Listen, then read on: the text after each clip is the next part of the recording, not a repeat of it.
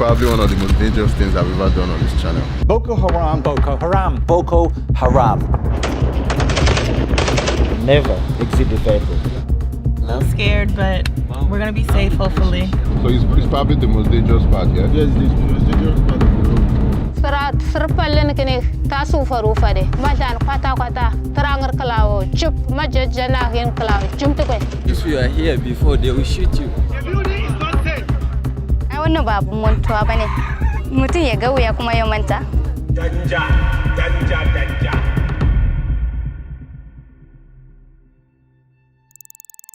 In 2009, the first Boko Haram attack takes place in the remote state of Borno.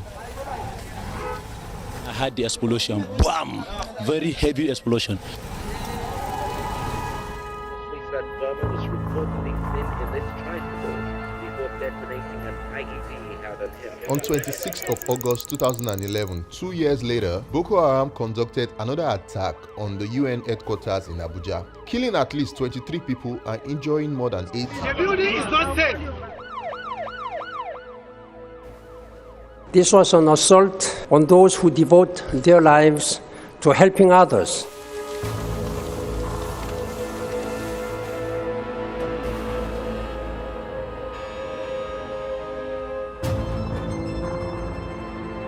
Sunana Amina daga gangan muke da wani sai da kurgumin mu mafa. Ai wannan babu montuwa bane. Mutun ya ga wuya kuma ya manta. Daga asalin mafa ne suka shiga mafa sai suka kashe mutane sai aka kokkone su masallaci su gidaje haka sai irin su motan da za su wuce kamar gamboro haka sai aka kokkone motuna sai daga bayan ne ma duk da aka muna zaune a cikin sai da aka fara doka maza.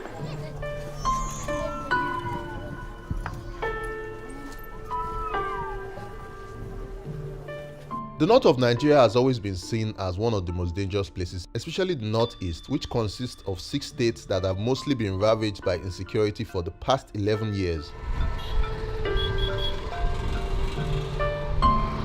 Before, we can't stay and you are viewing me like this. Yeah. Either they kill you or they shoot me. Really? Yes. So I decided I was going to travel down to where they live and where it all started, Borno State.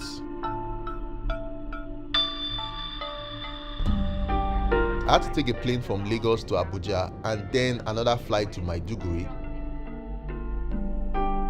Before coming, I had read a news report that Boko Haram terrorists had once overrun and occupied the airport for a couple weeks in 2016 before they were eventually cleared out by the military.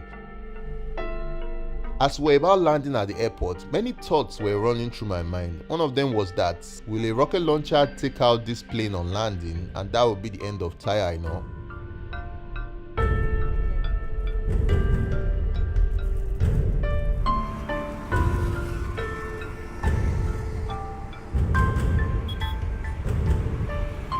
We landed without issues and headed to our hotel for the night.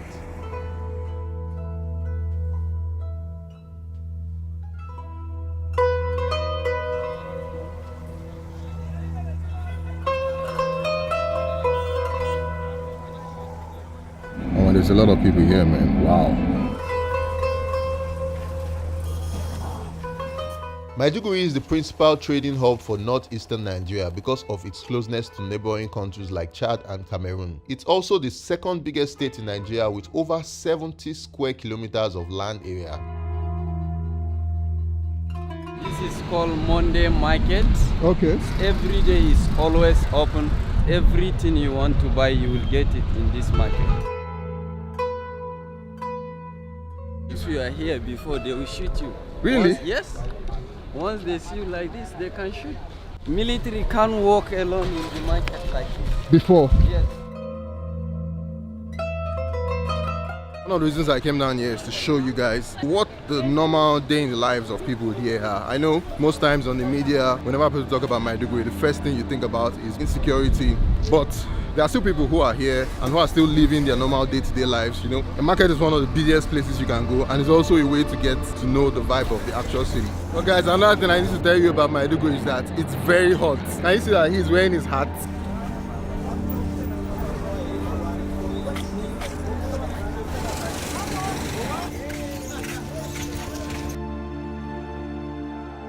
is our sandbag. We are staying here morning and night. We are doing looking over everything.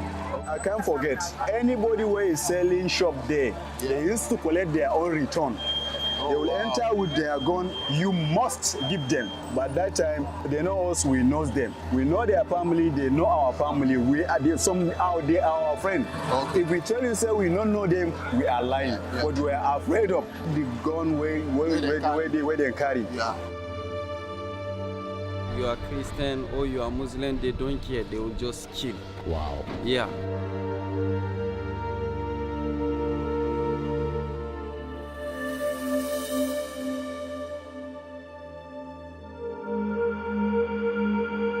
Tararo klaw, ya dum kambo, ya ngasa ha hiyo, ngasa hiyo, bachitum bel ngaharam waya, ngabvan waya. Dafu banga, bachitin madangar tinikini, tabaka ngrbaka. Bachitin donde vuangan kini baka dafa. Yo kumbu ba bachitin awako vuangana dafu banga ngazuku baka. Ngava waya, ngakaram waya. Ngazahe tahi taspal jikakiji. Ngadu srangar pal tavangar tisra tarpal.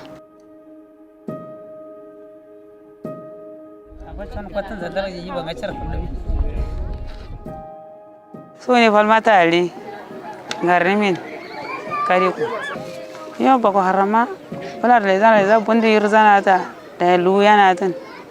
Ya weduna ita zana da kala zole. Chambuko kawni yakrio kawiske yero karako.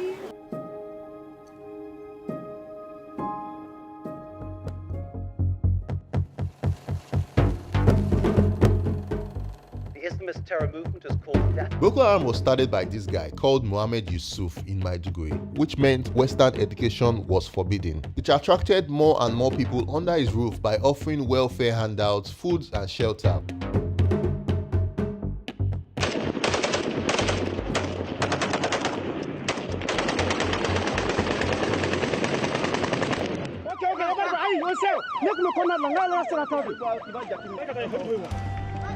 He died in police custody just hours after security forces said they'd captured him in the city of Maiduguri. But the death of the group's leader could provoke more violence. Many people believe that this will be the end of the group since their leader had been killed.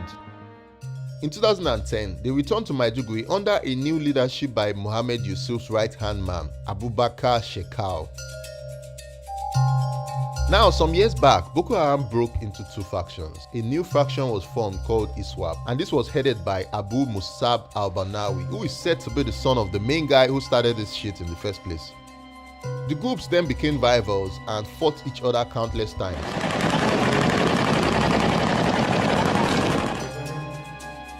Nigerian militant Islamist group Boko Haram's leader Abu Bakr Shekau is dead, according to reports. Since its inception, ISWAP has claimed responsibility for a lot of the recent attacks in Nigeria, such as the Abuja Kaduna bombing and the Kuje prison break, and a whole lot more.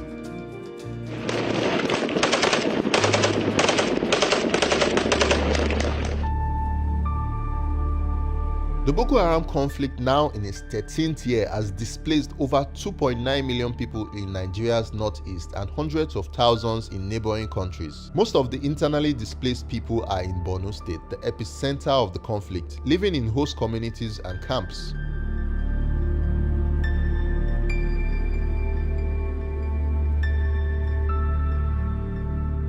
There were shacks and houses made with straws, and they stretched farther than the eyes could see.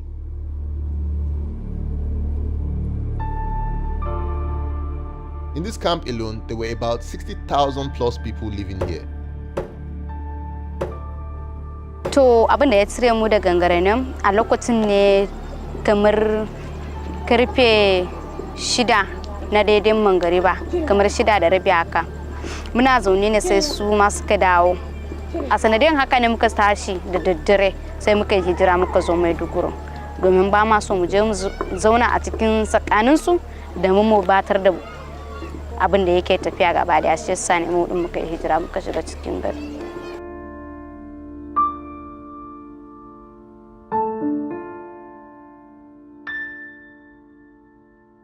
I think this might probably be one of the most important stories that I've told because of how important it is to Nigeria and the current state. Say hello to the camera. What's your name? My name is Amodu Satima. Your name is Amodu Satima. Beside me is a school that many of the students are meant to be, but as you can see, the whole place is just empty. There are like a lot here. They're just currently following me up and down, not doing anything, and they are actually meant to be in school.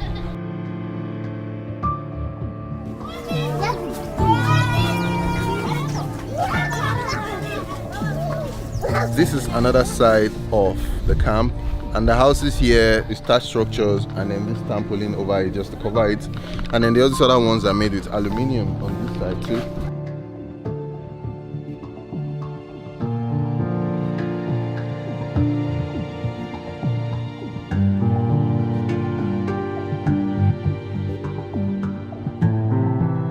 What do you think brought about the change? People were saying they are going to finish us one by one. So one day they came, they shoot, and one guy now go and hug him, hold the gun.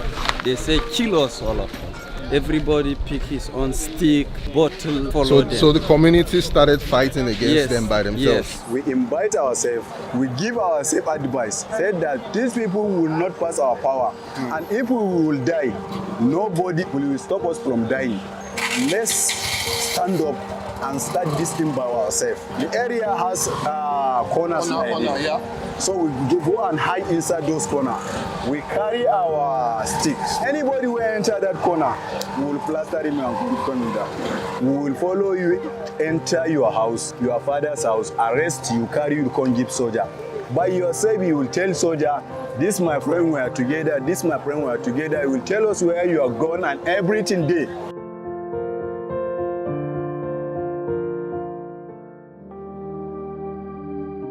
In my quest to understand what's currently happening in the north of Nigeria, I spoke to the UNDP and Borno State government, who explained what's been done and also granted me access to visit some of the sites where work was currently ongoing. The insurgency in Borno State has been ongoing for the last 12 years. It's very sad that thousands of people are still living in the cities, in internally displaced camps. And they don't have means of sustaining themselves. They can't go to their farmlands, they can't produce. So I think the only way that we can stop the younger generation to join ISWAP and the Boko Haram is to ensure that many communities are stabilized so that people will go back to their communities. They will have access to their agricultural lands, they will earn their means of livelihood, they will sustain themselves. This program actually is what we call stabilization. It's an attempt to give people opportunity and choices and have government lead it, which is most important because there's a fight or competition between the fanatics and their recruitment strategy and government and what the UN is doing to support government to give people alternative, and that alternative essentially is basic services. There's no science to it. It's merely giving people education, health, security. I call the project anesthesia before an operation. So when you're going to visit a dentist, if they just take a pliers and remove your teeth, the pain is too much. So what stabilization does is it creates a condition for people to start having an alternative by giving them things they've never had. What is real freedom? Real freedom is the ability to say that I'm educated, I have health care, and I can make my own way through the world. But those who are denied those, these fanatics go and give them an opportunity to be something. And I think what we're doing with this program and the leadership of the government of Nigeria and the states especially is to say there's an alternative, and the alternative is basic services, is security. So you deny these people an opportunity to recruit more young people.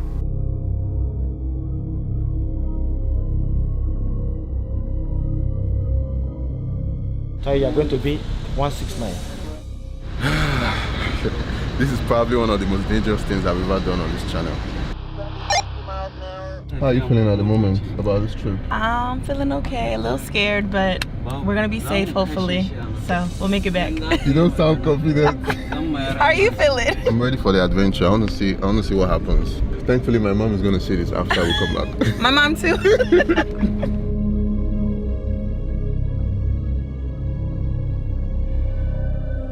A wave of anxiety swept over me as we passed many buildings that had been shot up by the insurgents. Massive bullet-ridden buildings dotted the landscape, and apparently some months back, this was the battleground. The insurgents had tried to overrun the city before reinforcements were called in, and they were then repelled. I could see farmers returning to farms and going about their daily activities. Apparently, they only had a window of 5 hours to farm every day, from 9 a.m. to 2 p.m. From here is where you usually have the illegal vehicular checkpoints. So it's probably the most dangerous part, yeah? Yes, it's the most dangerous part of the road. After driving for 30 minutes, we finally arrived at Nigeriaâ, which looked far different from what it used to be before.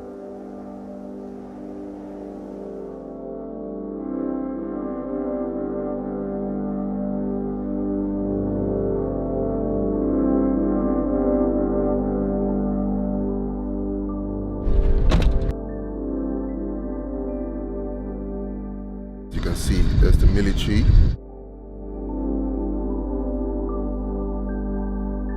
This is inside the house. We provided them with Big compound. big land, yeah, so they can do whatever activities they want to do. I see 2 rooms here. Is this for the husband and the wife, or is this different houses for different people? You know, no, it is for one family. This is for one family. But the culture here, sometimes they have more than wife. So if it is 2 wives, 1 wife here, 1 wife here. So there's no fight. So this is according to their requirements. We consider them part of the planning process. Before this was built, the homes that they were living in wasn't even up to this standard, and then it was burnt down and destroyed by the Boko Haram guys. Now they have this. The architect of this construction is actually a Nigerian. I took on the project because why not? I was really interested in being able to use design to solve some fundamental problems. A lot of consideration was given to security, even the spacing between the blocks. So we have a lot of breaks that give people the opportunity to dart. We also have security watch points at the corners of the site. We also have a police station on the site. And then also we've got street lighting. So at night, you should always have everywhere completely lit. So these are the closed shops. So it has 2 doors. And it's by the road too, so a lot of people can stop alongside and buy stuff from here while they're going on their journey. And can you imagine when it is green? Yeah, when it's green. Yeah. To be so beautiful. And the school children are going to the school. The school is in the other side of the road. Oh, there's a school there. Oh, wow. Yeah, okay. Of course. The green roof. The green one, yes. Okay. We also have a massive trench that borders the whole site, and it's 2 meters deep with a heap 2 meters high. So you have a 4 meter, high kind of defense wall as well. The hope is that once it's occupied and it's a success, that this can then be a prototype that is rolled out across other stabilization sites in the region. I could imagine a new life for the people at the IDP camps when they eventually return. Sosai ina so in so in koma. Aka ce ko yau mu tara gobe za ka yi mu za mu tara kayan mu kuma mu wuce garin nan. Ai daban da zaman garin mutum da garin ka daban suke ai. In ka tashi daga garin ka zuwa daji ba sai ki tambaye kowa ba da izinin kowa ba, sai ki yi jejjejin ki dawo kuma gidanki ne ki shiga ki zauna da ki zo cikin kam da na son ai daban yake. Ko da yau a ce a mu tara kayan mu daga gobe sai a je za kai mu kamar karfe 8 ko 9 nan za mu yi tafiya. Ba zama ba za mu yi mu zauna ba sai mu je garin mu. Going around Maiduguri town, I realized we as Nigerians are losing a large part of history and culture because there is nothing that can be curated when there is instability.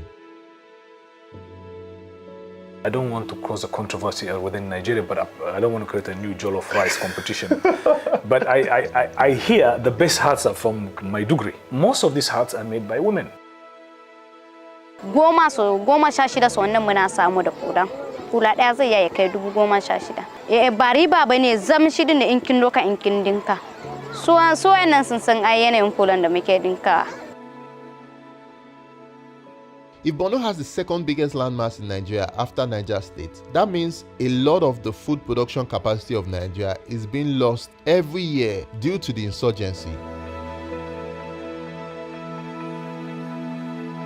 We are also losing human capital from the young kids that are meant to be in school. One of the reasons I'm able to do what I do today is because I had access to knowledge at a very young age. The loss is so massive, it's scary. So what's the solution? So what we are trying to say, okay, this is a lifetime opportunity to end the conflict. What is it that we need to do? Inject development programming, housing, schools, hospitals, clinics, light. Because what you don't want to tell people is leave Boko Haram, welcome to extreme poverty. Yeah, true. That you is have not to give them an alternative. alternative. So this is the alternative that is being provided by government, and we are supportive. Basically, our role is to address issues that concern the well-being of women and children, and of very recent people that have surrendered as insurgents. We have received over 67,000. We're able to de-radicalize, rehabilitate, and reintegrate former insurgents. And this has resulted positively in the peaceful situation we're experiencing now. Those that were fighters who have some level of involvement in killings or whatever, they are kept with us. Because those ones, we need to establish the extent to which they took part, so that at the end of the day, they will be able, some form of justice will be done. And UNDP, being one of our partners, have been deeply involved, especially with activities at the camps and also in the communities of return. The government being the anchor, and UNDP, like other partners, are keen into that and bringing stabilization in the region and ensuring that peace is finally returned to Borno State in particular. Even now, the insurgency was reduced by about 75% in Borno State. And this is not by fault, it is by design. We became resilient enough. We provided a lot of infrastructures. We addressed the root causes of the insurgency. And then we reduced the existing trust deficit between the population and the government. That's something which is very important. People can now go to the agricultural lands, people can farm. And I think these reasons, among others, are major reasons why the insurgency is reducing. And looking at the rate of defection of Boko Haram members and ISWAP members, this insurgency problem will come to an end very soon. I'm optimistic.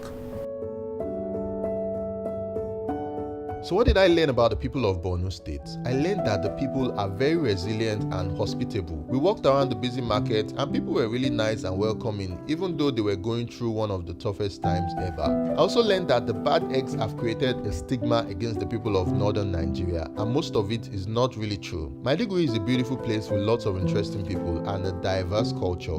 Even if you will pay me, like example, you pay me 500,000 in a month in Lagos just to stay at home. I can't stay. I prefer to stay in Maiduguri. Because you love? Yes, I love Maiduguri. I came from all the way East Africa to go to Maiduguri, and the Nigerians have not been in Maiduguri. I really love the food there. This is my first time eating grasshopper ever. You shit. The day inside.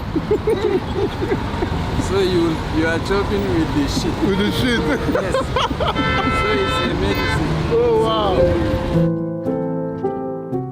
One of the great things I noticed about the stabilization project for the people of Borno State is that women were heavily involved in making change happen, from the architect to the engineer to the women from the community and to the Borno State Ministry of Women Affairs. It's great to see the part women play in making an impact in our society. I found an Instagram page founded by a photographer called Fati Abubakar, who started documenting stories about Borno State. If you love to learn more about the people of Borno, check it out. It's called Bits of Borno. I believe change needs to come, and there's a lot of work to be done to rid Nigeria of these problems, and it's going to need all of us to come together and do our part. One of them includes voting the right person to lead us in next year's election. One of the reasons this story was so important for me to tell was that the insurgency has been a personal impediment for me in exploring Nigeria. I want to live in a country where I can travel to anywhere without the fear of being killed. I look forward to the day when every part of Nigeria will be a place where we can all call home. Hope you guys enjoyed the video. If you loved it, please subscribe to the YouTube channel and hit the like button for more videos. I've also curated a list of agencies in the description below that you can donate to if you love to help in a small way to end this insurgency. Thank you guys for watching.